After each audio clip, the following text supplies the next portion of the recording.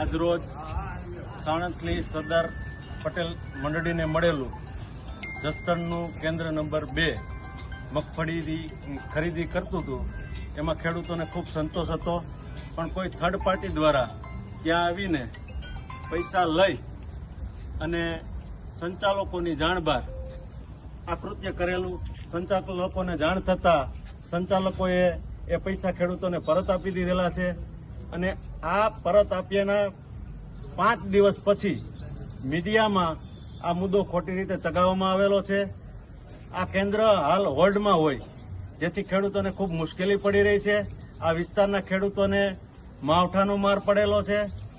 અત્યારે રવિ સિઝનમાં વાવેતર કરવાનું હોય, જેથી પૈસાની ખાસ જરૂરિયાત હોય.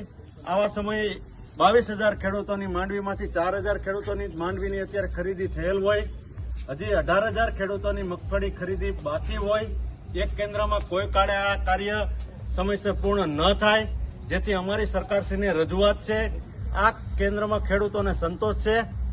આ કેન્દ્ર સત્વરે ચાલુ કરી ખેડૂતોને ન્યાય મળે, ખેડૂતોને આર્થિક ફાયદો થાય, ખેડૂતોના હિત જળવાય, જેથી સત્વરે આ કેન્દ્ર ચાલુ થાય એવી અમારી બધા ખેડૂતોની, આગેવાનોની, સામાજિક અગ્રણીઓની માંગણી છે.